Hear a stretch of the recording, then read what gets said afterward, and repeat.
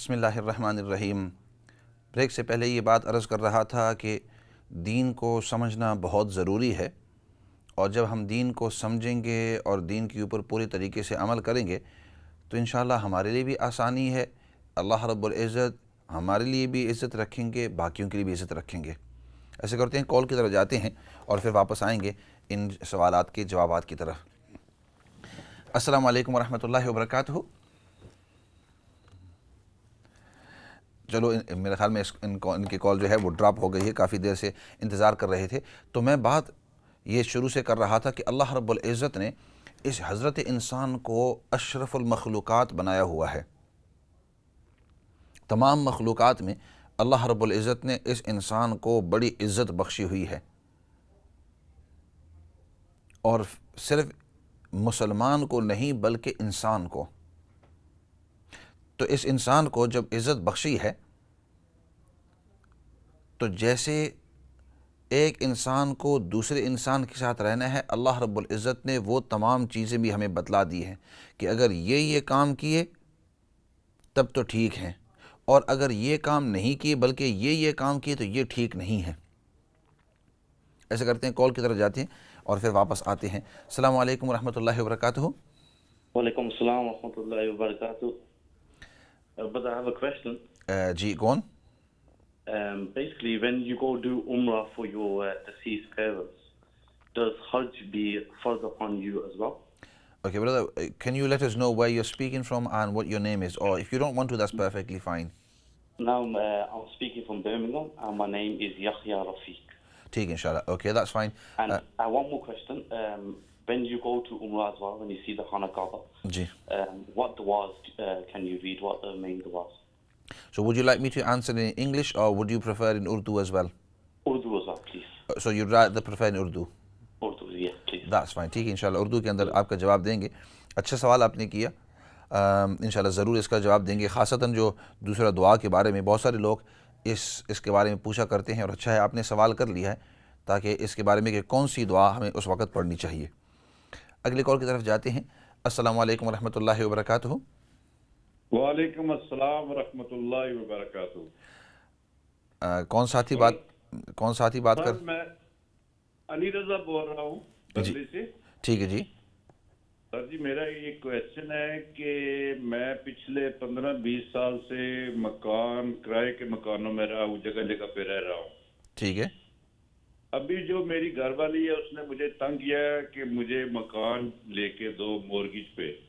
اچھا، گھر والی مکان میں افورڈ کر سکتا ہوں، اچھا بالا کاروبار ہے، لیکن کیش تو نہیں کر سکتا۔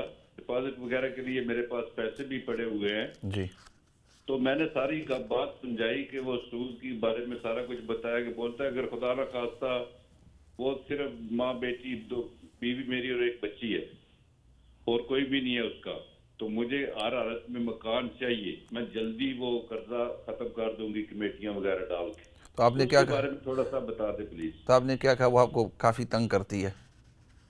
مطلب کرتی ہے کہ میں 10-15 جگہ سے کرائے کے مکانوں میں رہ رہا ہوں، کبھی 1000 پاؤنڈ کرایہ دے رہا ہوں، کئی 700 دے رہا ہوں، اور وہ چینجنگ روزانہ 2-4 مہینے 6 مہینے کے بعد جگہ بدلنی پڑتی ہے۔ وہ اس کی وجہ سے بہت تنگ پڑ چکی ہے جگہ جگہ جانے سے۔ اور آپ کیا کہتے ہیں کہ مورگیج کے بغیر آپ جو ہے مکان لے نہیں سکتے؟ مورگیج کے بغیر مکان لے نہیں سکتا، لیکن مورگیج دینے کے لیے کچھ ڈپازٹ میرے پاس پڑا ہے۔ ٹھیک ہے، ٹھیک ہے۔ ڈپازٹ میں دے سکتا ہوں لیکن سارا مکان کیش نہیں لے سکتا۔ ٹھیک ہے، ٹھیک ہے۔ پچھلے پروگرام کو اگر آپ دیکھیں تو میں نے کافی اس کے اوپر ذرا سختی سے بات کی تھی کہ مورگیج جو ہے وہ حرام ہے اور اس کو آپ لے نہیں سکتے، لیکن انشاءاللہ آپ دیکھتے رہیے، تھوڑی سی تفصیل کے ساتھ میں اس کے اوپر ضرور بات کروں گا انشاءاللہ۔ اور اگر آپ چاہیں تو اپنے گھر والوں کو بھی کہیں کہ یہ سنتے رہیں، شاید ان کے بیٹھے ہوئے ہیں سن رہے ہیں سب۔ بس پھر ٹھیک ہے، پھر ٹھیک ہے انشاءاللہ۔ وہ سامنے ٹھیک ہے انشاءاللہ، بہتر انشاءاللہ۔ تھوڑی دیر کے بعد انشاءاللہ اس کا ضرور میں جواب دوں گا انشاءاللہ۔ اچھا، پہلا سوال یہ ہوا کہ ساتھی نے سوال کیا کہ ہم عمرہ کے اوپر جا رہے ہیں، اپنی کسی کی طرف سے عمرہ کر رہے ہیں، تو آیا میرے اوپر حج فرض ہو جاتا ہے یا نہیں؟ تو اس کا جواب یہ ہے کہ آپ جب کسی کی طرف سے جا رہے ہیں تو اس کے دو طریقے ہیں، یا تو آپ اپنے پیسے کے اوپر جا رہے ہیں یا کسی اور شخص کے پیسے کے اوپر جا رہے ہیں۔ اگر کسی اور شخص کے اوپر پیسے کے اوپر جا رہے ہیں اور آپ کے پاس اتنا مال نہیں ہے کہ آپ ادھر حج تک پہنچ جائیں، تب تو آپ کے اوپر حج فرض ہی نہیں ہے. یہ تو کسی اور شخص کے مال کی وجہ سے، چاہے آپ کا بھائی ہو، بہن ہو، والدہ ہو، کسی اور کے پیسے کے اوپر جا رہے ہیں، تب تو آپ کے پاس پیسے ہے ہی نہیں ادھر جانے کے. ہاں البتہ اگر آپ کے پاس اتنا مال ہے، اتنا پیسہ ہے کہ آپ ادھر جا سکتے ہیں، واپس آ سکتے ہیں، اور پھر ادھر جتنی دیر ٹھہرنا ہے اس کا بھی بندوبست کر سکتے ہیں، اور فزیکلی بھی آپ ٹھیک ٹھاک ہیں. جب آپ کے پاس اتنا پیسہ ہے اپنا ذاتی، اور جو آپ کے یعنی ڈیپینڈنٹ ہیں، جن کے اوپر آپ کی نگرانی ضروری ہے، آپ ان کی نگرانی کے لیے بھی پیسہ وغیرہ چھوڑ سکتے ہیں، اتنی تمام کر سکتے ہیں، اتنا پیسہ آپ کے پاس جب ہے تو ہم کہیں گے آپ کے اوپر حج فرض ہو جاتا ہے.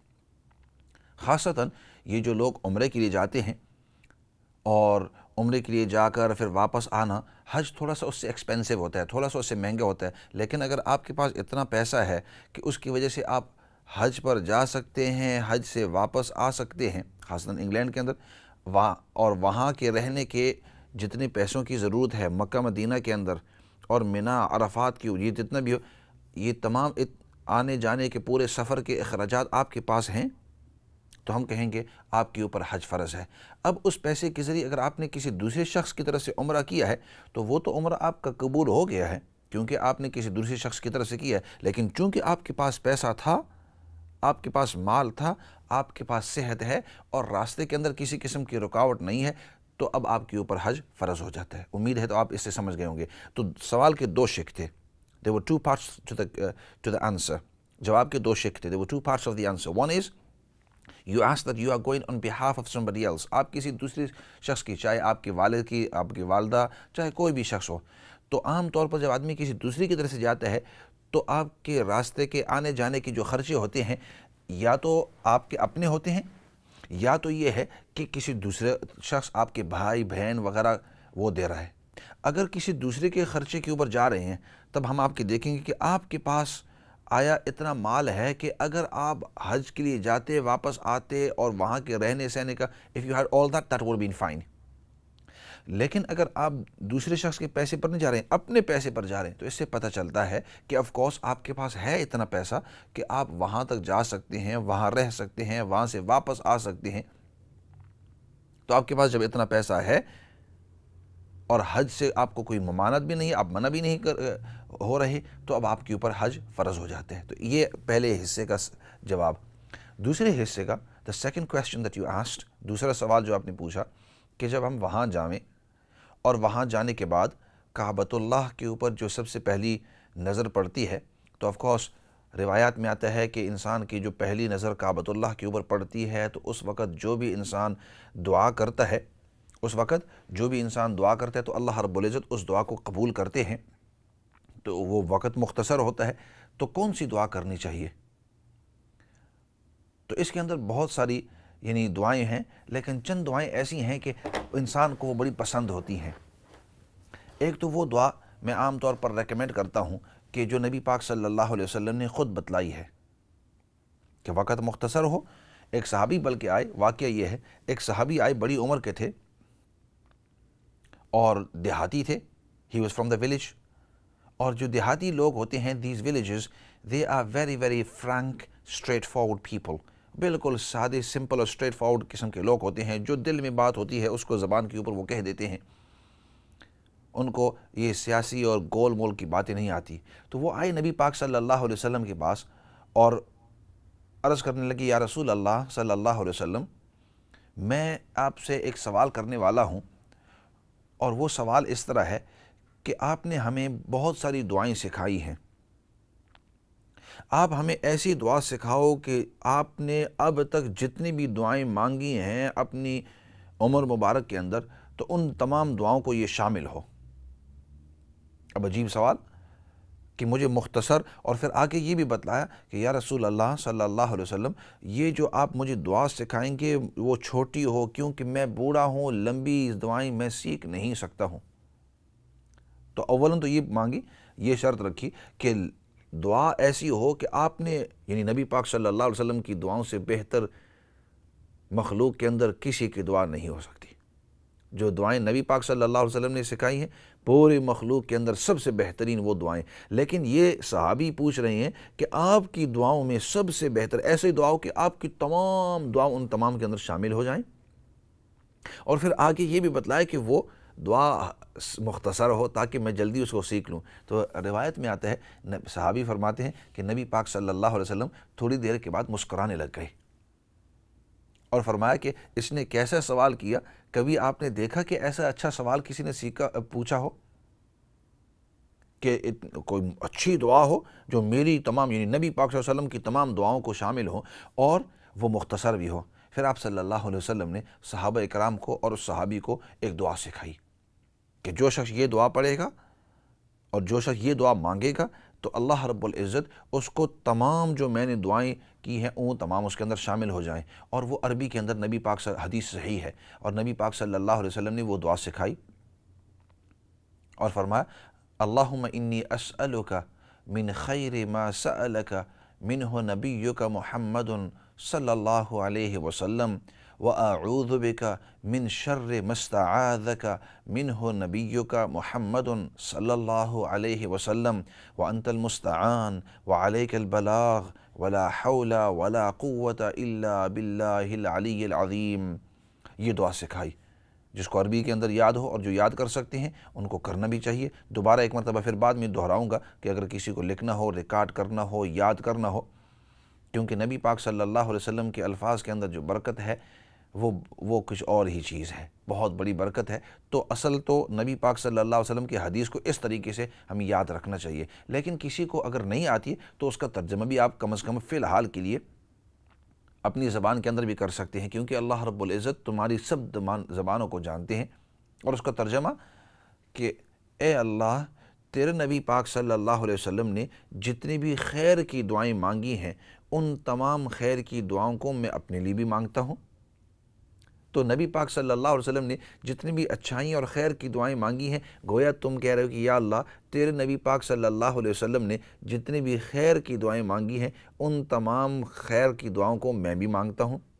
وَأَعُوذُ بِكَ مِن شَرِّ مَا اسْتَعَاذَكَ مِنْهُ نَبِيُّكَ مُحَمَّدٌ صلی اللہ علیہ وسلم۔ یا اللہ تیرے نبی پاک صلی اللہ علیہ وسلم نے جتنی بھی چیزوں سے، جتنے بھی شرور سے پناہ مانگی ہے، حفاظت مانگی ہے، یا اللہ ان تمام چیزوں سے تو مجھے بھی حفاظت نصیب فرما، مجھے بھی پناہ اپنی دے۔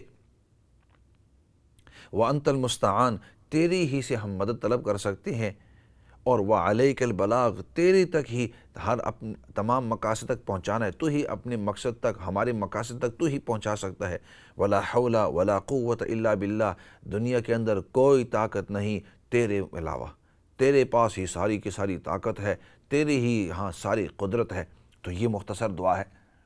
تو دوبارہ عرض کرتا ہوں اردو کے اندر کہ یا اللہ نبی پاک صلی اللہ علیہ وسلم نے جتنی بھی خیر کی دعائیں مانگی ہیں ان تمام خیر کی دعائیں کو میں بھی مانگتا ہوں، مجھے بھی نصیب فرما، اور جن چیزوں سے نبی پاک صلی اللہ علیہ وسلم نے جن شرور سے حفاظت مانگی ہے یا اللہ ان تمام شرور سے مجھے بھی حفاظت اور تیری پناہ نصیب فرما۔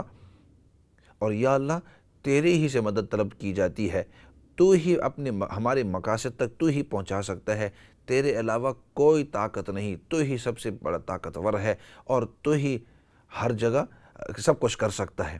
تو یہ مختصر دعا ہے۔ تو انسان جب ایسے موقع کے اوپر ہو، خاصتاً جو قبولیت کے موقع ہوں، نماز کے بعد ہو، تہجد کے موقع ہو، روزہ افطاری کا وقت ہو، جمعہ کے خطبے کا وقت ہو، ان قسم کے جو اوقات ہیں، یا کعبۃ اللہ کے پاس جا رہے ہیں، یا طواف جب کر رہے ہیں، یا صفا مروہ کی سعی جب کر رہے ہیں، ان مواقع کے اوپر یا ویسے بھی بیٹھے ہوں تو اس وقت اس قسم کی دعائیں آپ کو مانگنا چاہیے۔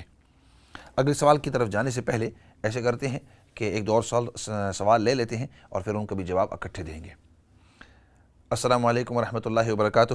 وعلیکم السلام مولانا صاحب۔ جی I just wanted to ask you that how do you do istikhara? Like do you pray Isha and then after Isha? I just wanted to know that, sir. Okay. Sister, where are you speaking from? I'm speaking from London. Okay sister, inshallah. If you keep listening, I will explain about istikhara inshallah. Okay, Jazakallah. You're most welcome. اگلے کال کی طرف جاتے ہیں۔ السلام علیکم ورحمۃ اللہ وبرکاتہ۔ السلام علیکم، میں نے بات کرنی تھی۔ جی آپ بات کر رہے ہیں؟ جی جی ایکچولی میری بیٹی کو نا سائیکوسس یا کچھ پڑھنے کے لیے بتائیں، اس کے سر میں ہر وقت درد رہتا ہے. سائیکوسس ہے؟ جی ٹھیک ہے انشاءاللہ آپ سنتے رہیے اور کوشش کروں گا کہ انشاءاللہ اس کے بارے میں کچھ نہ کچھ عرض کر دوں. جی تھینک یو. اگلی کال کی طرف جاتے ہیں. اچھا ایسا لگتا ہے کہ ان کی کال جو ہے وہ ڈراپ ہو گئی ہے. تو اس سے پہلے بھائی علی رضا نے سوال کیا تھا بنلے سے، اور آپ نے یہ سوال کیا کہ آپ کرائے کے مکان کے اندر رہا کرتے تھے اور ایک مکان سے دوسرے مکان سے تیسرے مکان اپنے حالات کی وجہ سے آپ تبدیل کرتے رہے، اور اب جو ہیں آپ کہ فیملی آپس کے اندر مشورہ آپ کو یہ دے رہے ہیں کہ ہم ایسے کرتے ہیں کہ اپنا گھر خرید لیں، کب تک ہم ایک مکان سے دوسرے مکان جاتے رہیں گے اور کب تک ہم کرایہ بھرتے رہیں گے. لیکن ساتھ میں آپ یہ بھی کہہ رہے ہیں کہ آپ کے پاس اتنا پیسہ نہیں ہے کہ آپ پورا مکان لے لیں.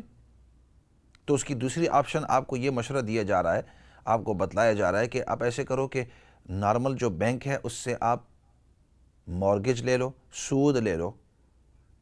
تو اب مسئلہ یہ ہے کہ سود جو ہے وہ حرام ہے. اب مسئلہ میں آپ کے سامنے عرض کر رہا ہوں کہ سود جو ہے، انٹرسٹ جو ہے، جو نارمل بینکوں سے انٹرسٹ لیا جاتا ہے، اسلامی نقطۂ نظر سے یہ سخت حرام ہے، سخت گناہ ہے. پچھلے بھی کسی پروگرام کے اندر میں نے اس کی پوری تفصیل عرض کی تھی، لیکن اب بھی دوبارہ عرض کر دیتا ہوں کیونکہ بہت سارے لوگ اس کے اندر ملوث ہیں. فرمایا دو چیزیں ایسی ہیں کہ نبی پاک صلی اللہ علیہ وسلم نے جتنی سختی ان کی اوپر فرمائی ہے مسلمانوں کے معاملات کے اندر، آف کورس جو شرک ہے یا گناہ کبیرہ ہے وغیرہ وہ تو الگ بات ہے، جو شرک ہے وہ تو الگ بات ہے، وہ تو بہت بڑا گناہ ہے، اس کی تو معافی ہے ہی نہیں. لیکن اس کے علاوہ باقی جو مسلمانوں کے معاملات ہیں، فرمایا دو چیزیں ایسی ہیں. تو فرمایا وہ کون سی دو چیزیں ایسی ہیں کہ اس کے اوپر اللہ رب العزت نے اگلے کو اپنا دشمن قرار دیا ہے کہ یہ میرا دشمن ہے، اس کے ساتھ میں اعلان جنگ کرتا ہوں. اور دونوں میں سے فرمایا ایک تو من آذا لی ولیًا فقد آذنتہ بالحرب، جو شخص میرے کسی ولی کو دشمنی، میرے کسی پکے دوست کے ساتھ جو اللہ کا دوست ہو، جو بہت نیک آدمی ہو، اس کے ساتھ تم دشمنی کرو گے تو میں تمہارے خلاف جنگ کا اعلان کرتا ہوں. اور پھر قرآن کریم کے اندر فَأْذَنُوا بِحَرْبٍ مِّنَ اللَّهِ وَرَسُولِهِ، فرمایا کہ جو شخص